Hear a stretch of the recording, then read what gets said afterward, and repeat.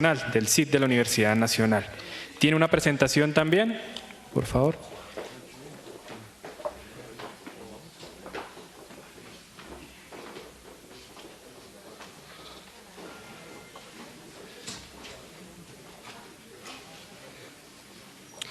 Bueno, buenos días. En primer lugar, muchas gracias por la invitación y por permitirme participar de este espacio. Yo lo que pretendo, digamos, es aportar algunos elementos, si se quiere, académicos, para el debate que ustedes están planteándole al Gobierno Nacional frente al tema de las pensiones. Y también hacer un llamado de que, así como es importante la unión y la movilización de todos los pensionados, también es importante que tengamos, digamos, en mente la suerte de todos los adultos mayores que no tienen pensión, ¿sí? Y de todos los jóvenes, las personas, los trabajadores que vienen atrás y que tampoco vamos probablemente a tener pensión, porque en este régimen, digamos, en este mercado de trabajo ultra flexibilizado, pues probablemente lo más probable es que no vamos a llegar a tener esa pensión. Entonces, así como sabemos que hoy en Colombia hay 5 millones, digamos, de adultos mayores, de personas mayores de 60 años, y que aproximadamente podemos discutir las cifras, pero hay alrededor de 1.6 millones de pensionados, pues a lo que nos vamos a ver abocados, como está ahí un poco en la gráfica, es que cada vez vamos a tener más adultos mayores, porque a pesar de la idea que nosotros tenemos, este es un país que está en un proceso, digámoslo, de envejecimiento muy acelerado, por muchas razones. Por la baja en las tasas de fecundidad.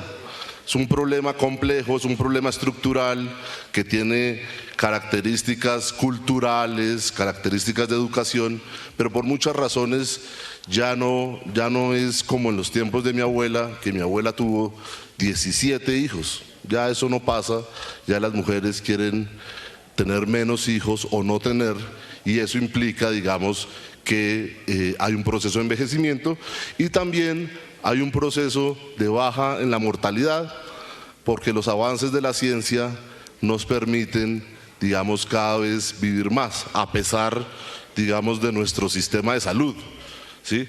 La reivindicación no debe ser solamente que nos reduzcan la cotización del 12 al 4, sino tener un mejor sistema de salud, porque este sistema de salud es un sistema que, por decirlo menos, atiende muy mal, por decirlo menos, las coberturas efectivas, la atención a la enfermedad es deficiente, la entrega de medicamentos es deficiente, etcétera, etcétera, y sobre todo en las personas adultas mayores. Entonces, es un país que se está envejeciendo muy rápido y que eso genera desafíos, eso genera que cada vez más va a haber más adultos mayores sin pensión, ¿sí?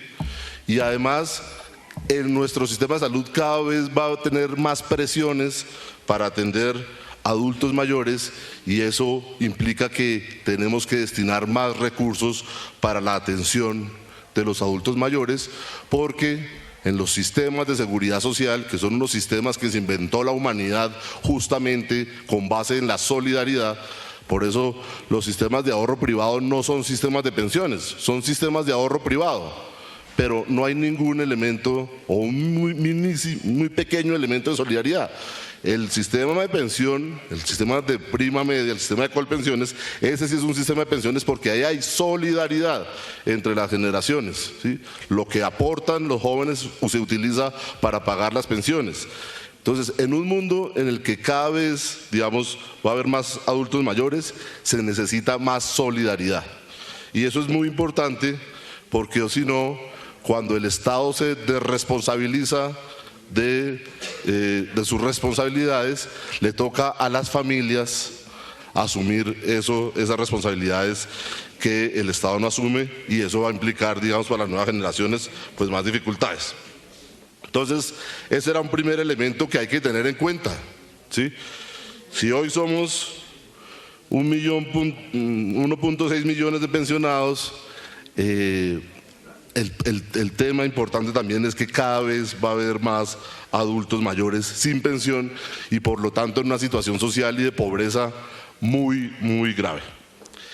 Ese es el primer punto que yo quería resaltar. El segundo punto que quería resaltar y que tiene que ver mucho con el tema de las pensiones es la situación macroeconómica, ¿sí? Nosotros en Colombia, si nos comparamos, no nos comparemos con los países de la OCDE, que supuestamente son los países ricos, comparémonos con los países de América Latina, tenemos varios récords, ¿sí? Tal vez salvo algún país pequeño centroamericano, República Dominicana o Haití, nosotros tenemos la tasa de desempleo más alta de América Latina, ¿sí? A pesar de todo lo que se nos dijo aquí, que el país crece, que es la tercera economía de América Latina, que se ha creado no sé cuánto empleo, la tasa de desempleo de Colombia es una de las tasas más altas, ¿sí?, de América Latina. Y eso a pesar de que tenemos el régimen laboral, uno de los más flexibles, yo diría, ¿sí?, del mundo, ¿sí? Entonces, hay una situación de desempleo y hay una situación de informalidad que reconoce el mismo Ministerio del Trabajo, ¿sí?, unas tasas de informalidad del 70, del 69%, y pues en esas condiciones ustedes entenderán que la gente sin trabajo y la gente en la informalidad pues no va a cotizar para la pensión y por lo tanto nunca va a tener una pensión, ¿sí? Entonces, esa es una de las condiciones que se vivió durante los últimos años, que supuestamente fueron los años de las vacas gordas, porque eran los años de los precios altos del petróleo, de los precios altos de las materias primas, de las condiciones de financiamiento externo favorables, pero ese ciclo parece haberse cerrado. Parece que ya los precios del petróleo no están tan altos y no lo van a estar, que las materias primas ya no van a tener esos mismos precios, y entonces nosotros nos estamos adentrando en un contexto de vacas flacas, con las tasas de desempleo más altas de América Latina, con los niveles de pobreza, digamos, más extremos de América Latina, con las tasas de desigualdad más altas de América Latina y sin ninguna reforma que permita combatir esos problemas. Esta es una gráfica para mostrar simplemente que está en las bases del plan, son las gráficas del gobierno, ¿sí? Son las cifras del gobierno, digamos, para no controvertir las cifras, pero que nos muestran que México, Ecuador, Bolivia, Paraguay, Perú, Brasil, Chile, todos los que están, digamos, al costado de Colombia, tienen una población, digamos, una clase media mucho más alta que la que tiene el país. O sea que aquí hubo crecimiento, pero ese crecimiento no benefició a la mayor parte de los colombianos, sino que ese crecimiento benefició a muy pocos. Y eso tiene que ver con las características del modelo de desarrollo que nosotros tenemos, basado en la minería, basado en el extractivismo, y pues que se llevan, digamos, esa riqueza se la llevan muy pocos. Entonces, ese es el segundo elemento que yo quería tocar. Hay una grave situación, digamos, macroeconómica, y lo peor es que el Plan Nacional de Desarrollo lo que hace para enfrentar esa grave situación macroeconómica es profundizar en ese modelo extractivista, darle más gabelas a la minería, a la gran minería, darle más gabelas al sector minero energético, y empiezan en ese contexto a oírse las propuestas de la OCDE. A mí también me parece muy importante que nosotros tengamos claras cuáles son las propuestas de la OCDE, porque como dice el mismo plan de desarrollo y como es el proyecto político de Juan Manuel Santos, es que Colombia entre en la OCDE, ¿sí? Y la OCDE saca un informe y nos da, sin menor, digamos, sin mucha vergüenza, nos da un recetario de lo que el presidente tiene que hacer, sus ministros, Y entonces es bueno tenerlo claro, porque yo creo que ya no tenemos derecho a la ingenuidad, ya tenemos que tener muy claro para dónde va el país. Primera propuesta de la OCDE: si pueden reducir o acabar con el salario mínimo, ¿sí? Entonces, el argumento es que en Colombia el salario mínimo es muy alto si lo comparan con el salario medio que tienen los colombianos, y entonces ese salario mínimo tan alto supuestamente implica una pérdida de competitividad en nuestra economía. Entonces, hay varias propuestas. Una es simplemente acabar con el salario mínimo y que sea la oferta y la demanda la que determine los salarios. O hay otra propuesta que es implementar salarios diferenciales. Entonces, cuando un joven entra al mercado laboral, no se va a ganar un salario mínimo, sino se va a ganar el 50% de un salario mínimo, y después, si tiene ciertos años de experiencia, se va a ganar el 75%, y así un salario diferenciado por edades. O otra propuesta que tiene la OCDE es salarios diferenciados por regiones, porque dicen estos economistas que un salario mínimo en Chocó es mucha plata, mientras que un salario mínimo en Bogotá no es tanta plata. Entonces, que en Chocó podríamos pagar un salario mínimo más bajito, ¿sí? Y probablemente en la Amazonía también, y así establecer salarios mínimos diferenciales. Propuestas, digamos, de la OCDE. La recaudación tributaria. Entonces, según los datos de la OCDE, si nosotros lo comparamos con los países, en Colombia la recaudación tributaria es muy baja, ¿sí? Y este es un tema, el senador Robledo ha trabajado mucho, pero donde sí hay muchos debates, porque la propuesta, obviamente, la propuesta de la OCDE y del gobierno es empezar a subir los salarios. Hay una comisión que se está reuniendo. Entonces, por ejemplo, los salarios, no, subir los impuestos. Entonces, por ejemplo, la propuesta es subir el IVA, ¿sí? No le vamos a cobrar impuestos a los terratenientes de Colombia, muchos de los cuales se han beneficiado del despojo y del desplazamiento forzado en el país. A ellos no les vamos a cobrar impuestos. No les vamos a cobrar impuestos al gran capital financiero, no le vamos a cobrar impuestos, ¿sí?, a los fondos privados de pensiones. Le vamos a cobrar impuestos al conjunto del pueblo colombiano a través de aumentos en el IVA.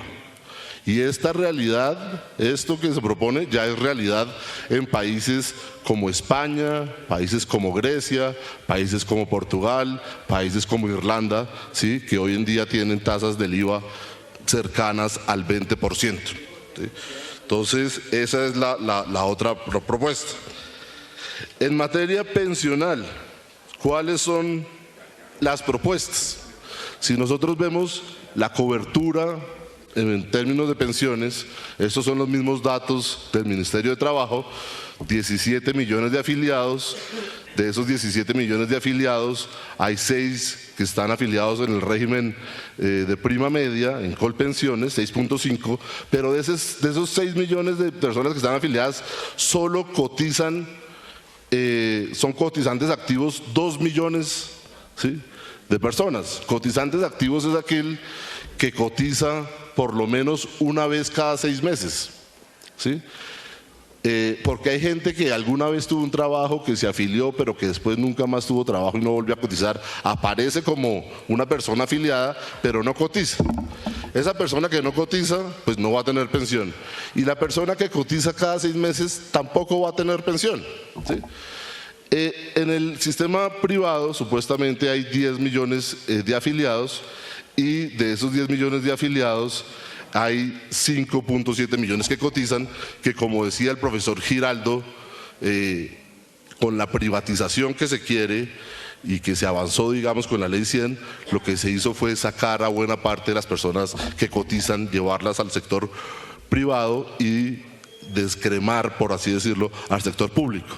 De todas maneras, la gente se ha venido dando cuenta, y la gente se ha venido pasando de los fondos privados al Colpensiones, al sistema público, porque la gente se dio cuenta que la habían engañado, que le habían puesto unas niñas muy bonitas con minifalda, que le habían dicho un poco de mentiras a los trabajadores y que, como decía el profesor Giraldo, después se dieron cuenta del gran engaño. Entonces, para impedir eso, otra de las propuestas que hace la OCDE y que hace ANIF es marchitar Colpensiones. ¿Qué significa marchitar Colpensiones? Significa simplemente que impedir que más gente empiece a cotizar a Colpensiones, impedir los traslados de la gente que está en el sector privado al sector público, y de esa manera que Colpensiones se va a encargar simplemente de pagar las pensiones de la gente que ya está ahí, pero sin poder acceder a nuevos afiliados. Eso es la propuesta de la OCDE. Implica también que para alcanzar los niveles de los países de la OCDE en términos de pensiones, aquí lo que se va a privilegiar son esos programas como Colombia Mayor.